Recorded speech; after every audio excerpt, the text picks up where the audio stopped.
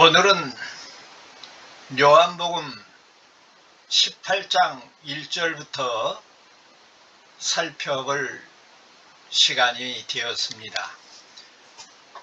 오늘 제목은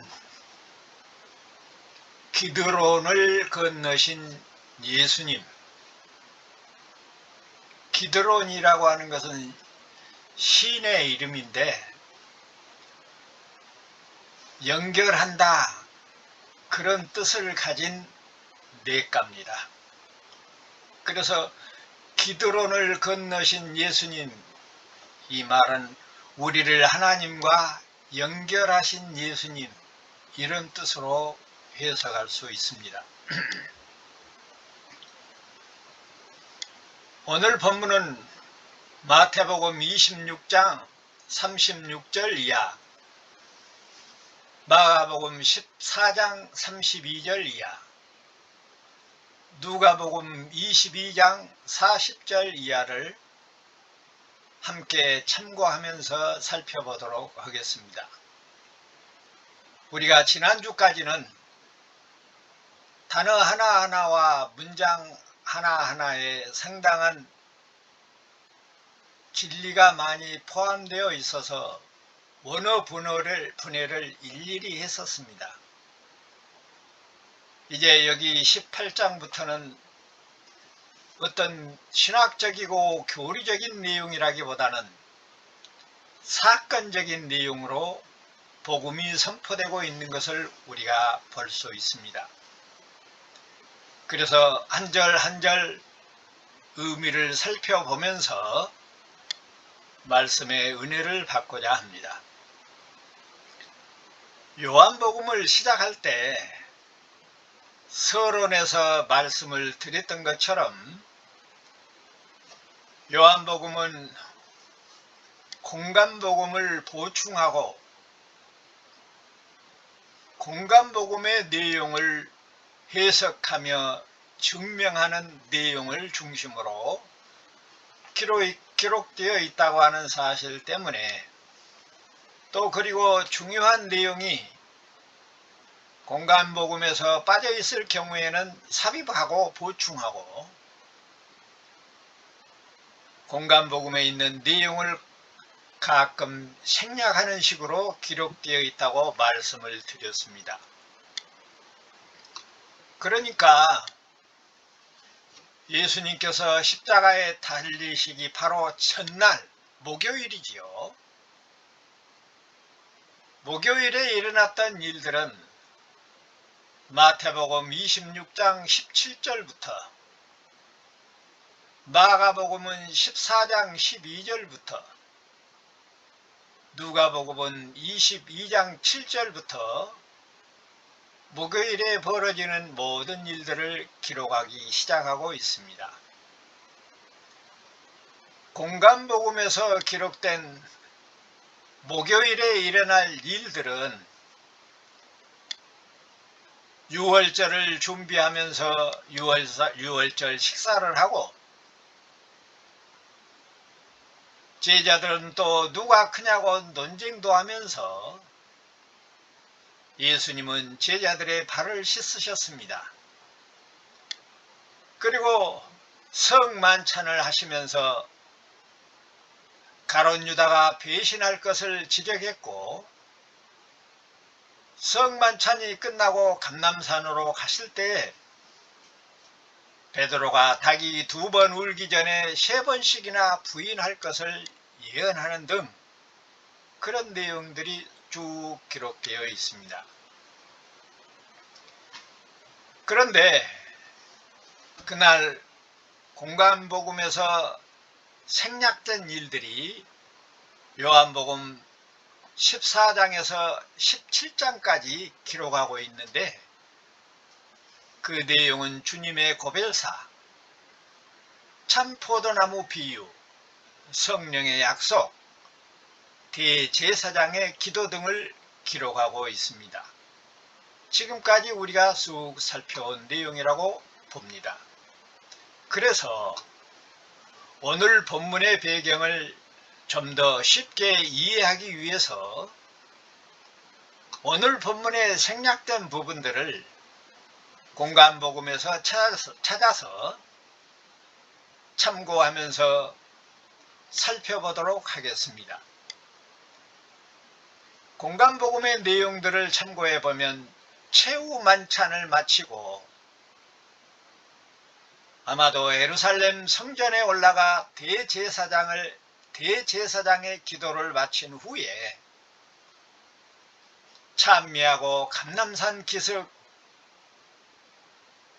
겟세마네 동산으로 기도하러 가시면서 베드로가 닭이 2번 울기 전에 3번씩이나 부인할 것을 예언하면서 예수님은 제자들과 함께 기드론 시내를 건넙니다. 기드론 시내. 기드론이라는 말을 기억하시기 바랍니다. 시작할 때 말씀을 드렸던 것처럼 연결한다, 그런 의미가 있는 시내 이름입니다. 기드론 시내를 건너면은 평소에 자주 모여 기도했던 감람산 기슭에 자리 잡고 있는 겟세마네 동산이 있습니다. 공간복음에서는 겟세마네 동산에서 기도를 마친 후에 가룟 유다의 앞잡이로 체포되고 가고 있지만 오늘 본문에서는 감람산의 기도의 내용하는 과정이 생략된 채로 예수님이 체포되는 사건이 전개되고 있습니다. 1절에 보면 기드론 시내를 건너는 일은 예수님이 기드론 시내를 건넜다고 했는데 이 기드론 시내를 건너는 일은 사무엘서 15장 23절에서 다윗 왕을 통해 예언되었던 일이 성취되는 일입니다. 시내 깐나 건너는데 무슨 구약에서 예언을 했다는 말인가? 사무엘 하서에 보면 15장 23절에 이렇게 기록되어 있습니다. 온 땅 사람들이 대성통곡하며 모든 인민이 앞서 건너가며 왕도 기드론 시내를 건너가니 건너간 모든 백성들이 광야 길로 행하니라, 이렇게 기록되어 있습니다. 방금 우리가 읽은 사무엘 하서 기드론 시내를 건너는 사건은 다윗 왕이 사랑하는 그의 아들 압살롬의 배신과 반역으로 모든 백성들이 함께 대성통곡을 하면서 압살롬을 피해서 기드론 시내를 건너갔던 사건입니다. 그때의 다윗 왕은 모든 이스라엘 백성들의 대표자로서 장차 만왕의 왕으로 오실 예수 그리스도의 모형으로 서 있을 때의 일입니다. 우리가 잘 아는 대로 구약은 신약의 준비고 구약은 신약의 과정이고 예언이고 예표라는 말을 늘 사용해 왔습니다. 그래서 구약에 시작된 일들이 신약에서 성취되는 모양입니다. 예수 그리스도께서 기드론 시내를 하나님과 자기 백성을 연결하기 위해서 연결한다는 뜻이 있는 기드론 시내를 건너는 일을 다윗 왕을 통해서 하나님이 미리 보여주셨다는 이야기가 되겠습니다.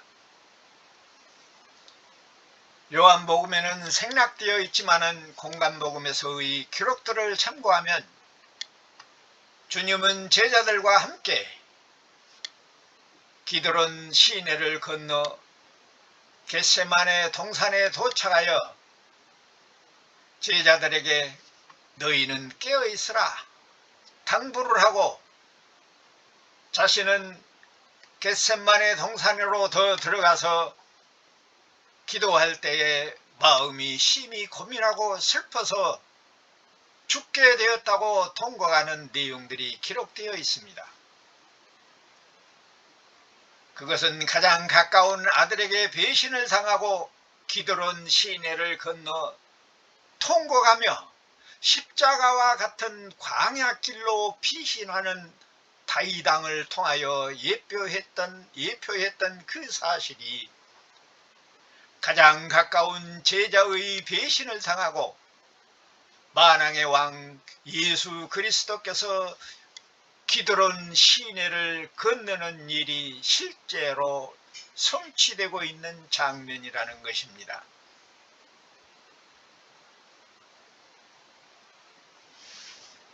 사건적으로 나타나는 일에도 이렇게 기가 막히고 신묘막측한 진리들이 숨겨져 있습니다. 앞에서 언급한 대로 기드론은 연결한다는 뜻을 가진 시내입니다.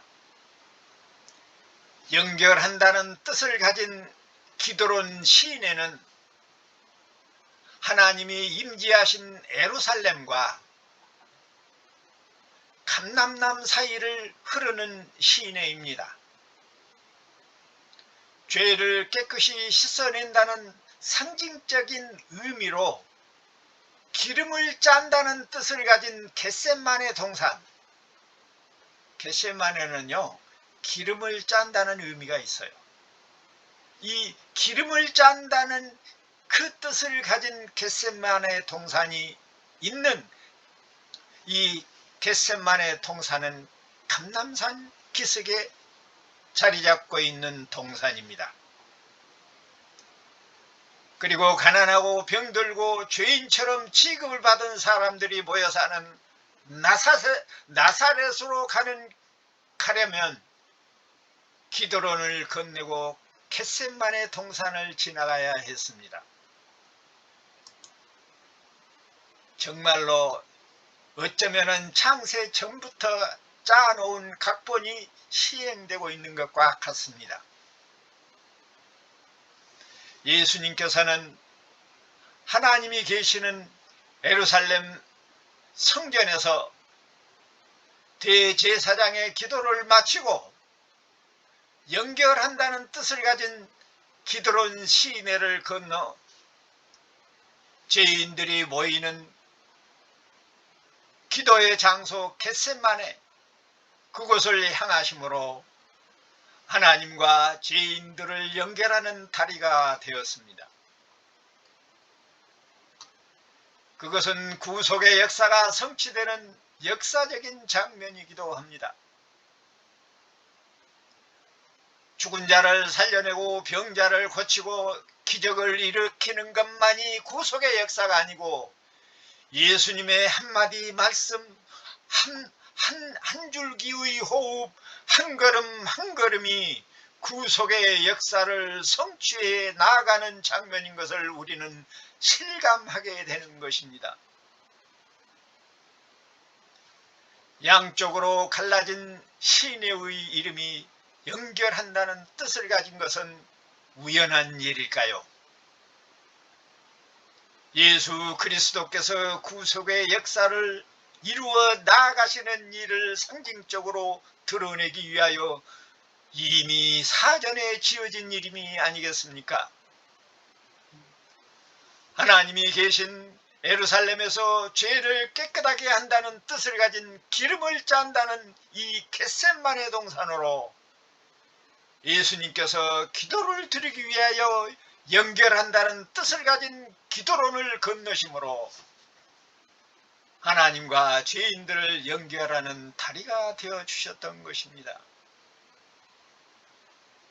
마치 예수님께서 이 땅에 오실 때에도 아무 곳에서나 출생하지 않고 떡집이신 베들레헴에서 출생했던 것처럼 이 연결한다고 하는 뜻을 가진 이 기드론 시내도 우연히 지어진 이름이 아닌 것이 분명하고 확실한 것입니다.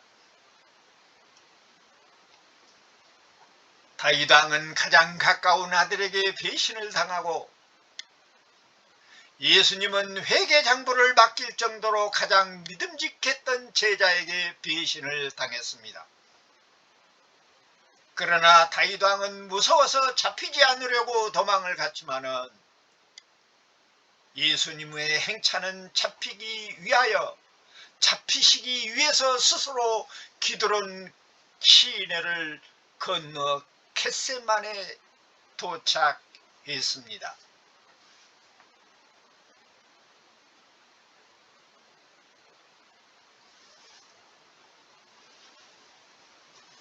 본문 2절에서 겟세마네는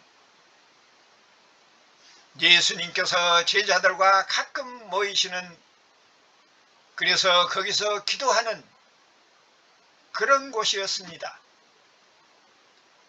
그런데 여기 오늘 본문 2절에 보니까 겟세마네는 예수께서 제자들과 가끔 모이시는 곳이고 예수를 파는 유다도 그곳을 알았다라고 기록하고 있는 것으로 보면 예수님은 살기 위하여 도망가고 숨기 위하여 겟셋만으로 들어간 것이 아니고 잡혀서 죽기 위하여 겟셋만의 동산을 찾아갔던 것입니다.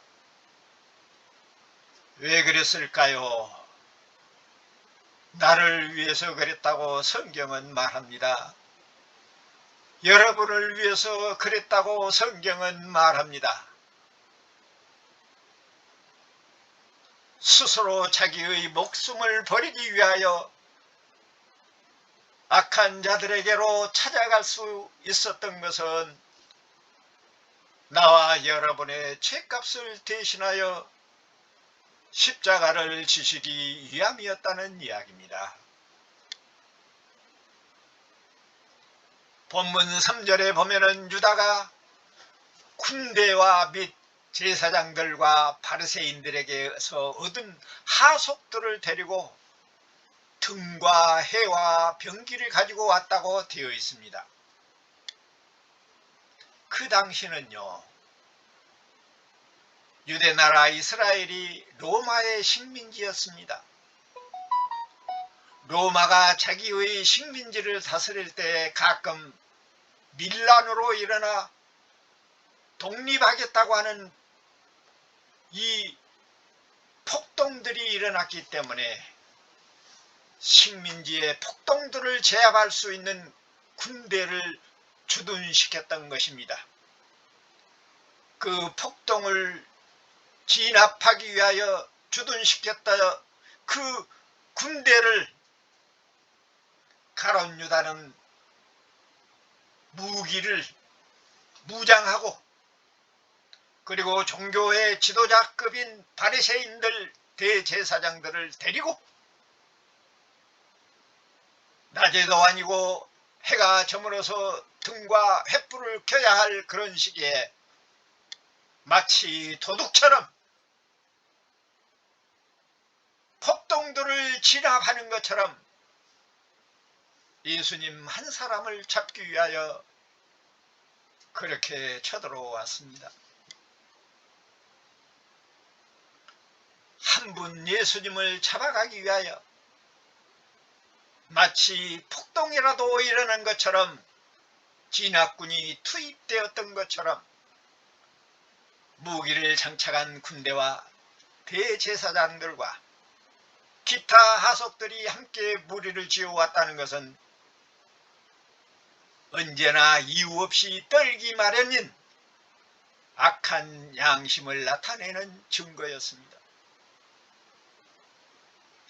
그리고 그 당시 종교적 지위를 독차지하고 있었던 바리새인들이 언급되고 있는 것은 옛날이나 지금이나 타락한 종교 지도자들은 항상 사탄의 앞잡이 노릇을 하면서 하나님과 그 백성들을 괴롭히는데 앞장서고 있다고 하는 사실을 밝혀내고 있습니다.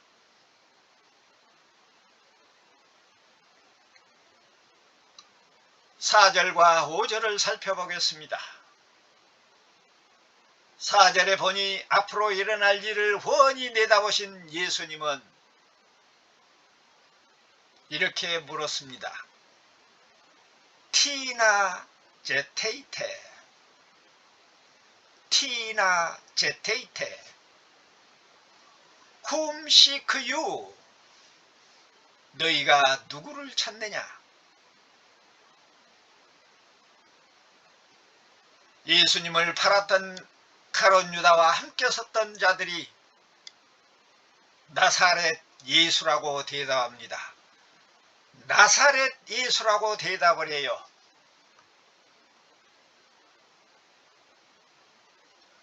그들은 자기 백성을 저희 죄에서 구원할 자가 예수라는 것을 알아보지를 못했습니다. 예수는 자기 백성을 저희 죄에서 구원할 자이십니다. 그 예수를 찾으러, 그 예수를 잡으러 왔다고 하면서도 자기 조상들이 대대로 기다리고 기다리던 메시아 그리스도를 죽이기 위하여 잡으러 왔지만 자기들 입으로 예수라고 말하면서도 예수가 자기 백성을 위하여 저희 죄를 구원할 메시아인 것을 알아보지를 못했습니다. 하나님을 대적하고도 하나님인 줄을 알지를 못했습니다. 하나님은 자기의 뜻을 이루는데 악역을 맡을 자들을 저주받을 자들 가운데서 택해서 저주받을 자들 가운데서 골라서 악역을 맡기시고 있는 것을 오늘 본문에서도 찾아볼 수가 있고 우리나라 국가의 역사 안에서도 얼마든지 찾아볼 수가 있습니다. 참으로 아이러니한 광경이 벌어지고 있는 장면인 것입니다.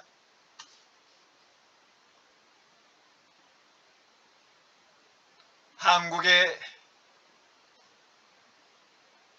이미 대통령으로 당선된 모인들이 이런저런 인터넷에서는 모든 비리들을 폭로하고 있습니다. 그런데도 대통령이 되었습니다.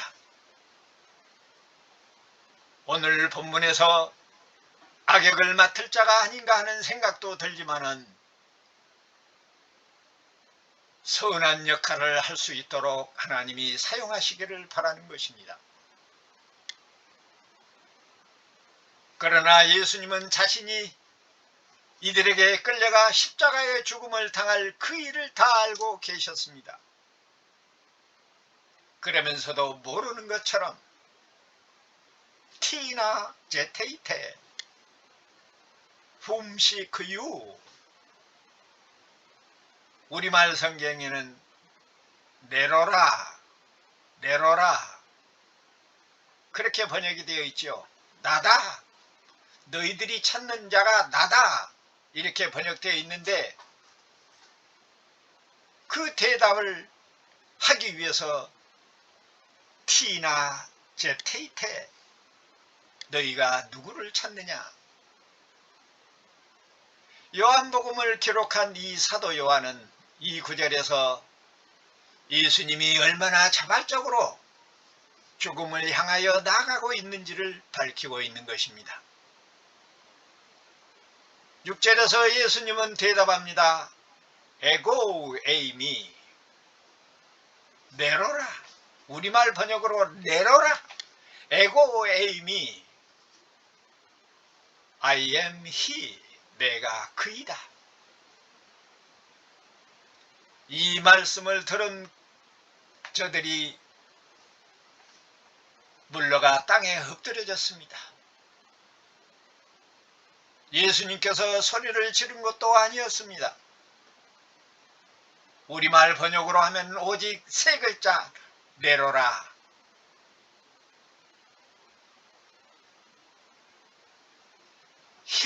헬라어로는 두 단어, 에고에이미 두 마디였어요. 에고에이미 우리말보다 더 짧아요. 원어는.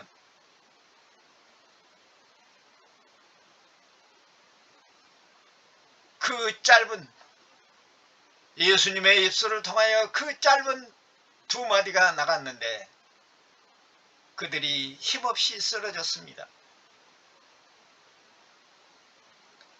그러나 그들이 예수님을 그리스도로 메시아로 알지를 못했습니다. 무장한 군대를 통해서 그들이 예수님을 잡으러 왔지만은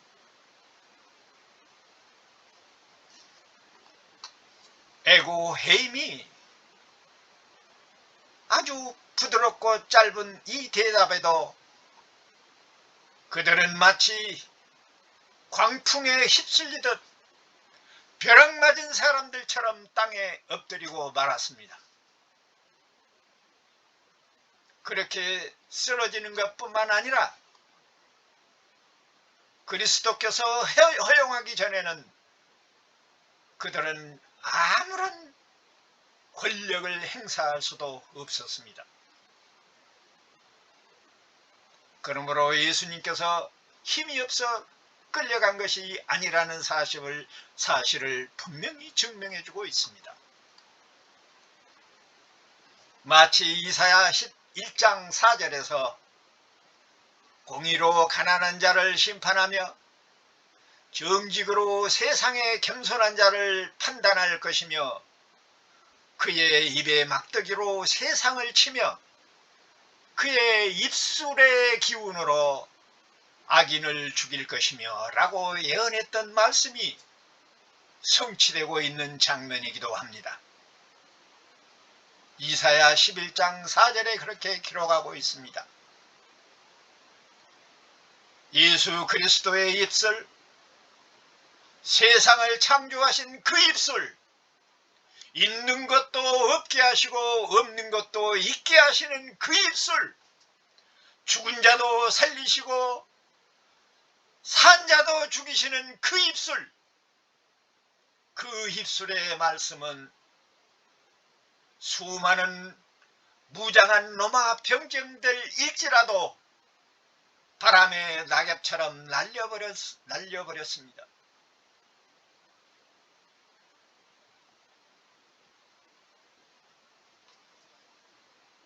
그러나 예수님은 어린 양처럼 어린 양이 되어 반항하지 않았습니다. 예수님의 말씀 한마디에 그들이 쓰러졌을 뿐이지 예수님이 쓰러뜨린 것도 아니었습니다. 악한 자들의 심령은 그런 선한 거룩한 영적인 입술에 항복하고 만 것입니다. 이대 호 함노스, 하나님의 어린 양이 되어 반항하거나 거부함이 없이 자신이 자기 백성을 저희 죄에서 구원할 자이신 예수요 그리스도요 메시아임을 밝히는 것 외에 그분은 침묵하고 계셨습니다. 사도 바울은 데살로니가 후서 2장 8절에서 그때에 불법한 자가 나타나리니 주 예수께서 그 입의 기운으로 그를 죽이시고 강림하여 나타나심으로 폐하시리라 이렇게 선언하므로 오늘 예수님 앞에 쓰러지는 자들을 통하여 최후의 심판이 얼마나 무서울 것인가를 증명하고 설명하고 있습니다. 예수 그리스도의 음성 앞에 쓰러지는 모습은 또 다른 의미를 우리에게 부여합니다. 나와 여러분을 통해서 복음이 선포될 때에 나와 여러분이 복음을 선포하지 아니하고 저 악한 자들 앞에 지나가기만 해도 그들은 무서워 벌벌 떨도록 내적인 심령이 공포를 가지도록 되어 있다는 이야기입니다. 나와 여러분이 복음을 전파할 때에 불경건한 자들은 듣는 자마다 본인들이 원하든지 원하지 않든지 내적인 공포를 느끼면서 내적인 그 공포의 느낌을 눈으로 내보이는 상징이 오늘 우리에게 보여주고 있는 것입니다. 왜냐하면 나와 여러분 안에는 있는 것도 없게 하시고 없는 것도 있게 하시는 그 입술을 가진 자를 자기 백성을 저희 죄에서 구원할 예수를 모시고 있기 때문에 그렇습니다. 우리의 입술을 통해서 복음이 전해질 때 세상의 인생들은 두 갈래 길을 가게 됩니다. 우리의 입술을 통해서 그분이 세상을 창조하시고 통치하고 심판하실 그분이 말씀하시기 때문에 그렇습니다. 나와 여러분이 그런 사람들입니다. 보통 사람들이 아니에요. 세상 사람들이 하나님의 백성들을 미워하고 시기하고 모함하고 모든 일들은 사실상 우리 안에 계신 분 그 영역이 그들에게 미치기 때문에 반사적으로 역설적으로 나타나는 악한 현상인 것입니다. 그러니 세상이 우리를 미워한다고 해서 괴로워하거나 슬퍼할 일이 아니고 오히려 자랑스럽고 긍지를 가져야 합니다. 왜냐하면 내 안에 계신 그분의 영역이 그들에게 전해지기 때문에 그렇습니다. 마음은 원이라도 육신이 연약하여 잠들었던 이 제자들과는 달리 자기 백성을 저희 죄에서 구원하실 예수, 그것도 나사렛 예수님은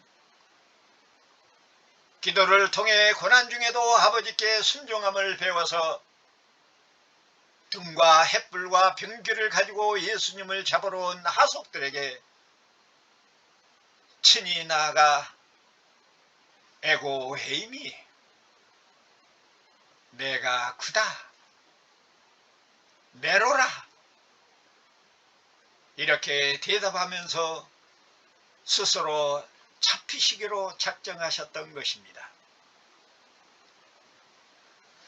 그러한 모습은 앞에서 언급했듯이 아버지 하나님의 뜻을 이루어드리기 위한 순종이었습니다. 예수님은 아버지의 뜻을 잘 알았습니다. 지난 앞 시간에 우리는 요한복음 17장 25절에서 예수님은 나는 아버지를 알았습니다 라고 고백했었던 것을 우리는 이미 살펴보아서 잘 압니다. 예수님이 아버지를 잘 알았다는 말은 무슨 뜻이에요? 그것은 자신이 십자가에서 죽음으로 나와 여러분이 하나님과 연결될 것을 알았다는 내용입니다. 나와 여러분이 하나님의 자녀가 된 것은 분명합니다. 우리가 이 시간에 다시 한번 내가 하나님의 자녀가 된 것이 분명한가 스스로 물어야 하는 그 시간입니다. 내가 주님과 함께 기드론 강을 건너고 있는지를 살펴야 합니다. 그렇다면 나와 여러분에게 죽는 일이 하나님의 뜻을 이루는 일이라면 아브라함이 이삭을 내어놓았던 것처럼 예수 그리스도께서 십자가를 향하여 나아가는 것처럼 우리도 순종할 수 있도록 되어 있다는 사실을 오늘 본문은 우리에게 말씀해 주고 있습니다. 그런데 우리가 주님을 위하여 과연 죽을 수 있는 사람들입니까? 그 일이 가능할 수 있을지 지금 우리 자신을 성찰하는 시간이 되시기를 바라는 것입니다. 그래서 이제는 내가 사는 것이 아니라 오직 내 안에 그리스도가 산다고 고백할 수 있는 성도들이 다 되시기를 바라는 것입니다. 이 놀라운 은혜가 나와 여러분뿐만 아니라 사랑하는 부모, 형제와 남편과 아내와 자녀들과 그리고 자손 대대로 임하기를 성부와 성자와 성령의 이름으로 축원합니다. 아멘.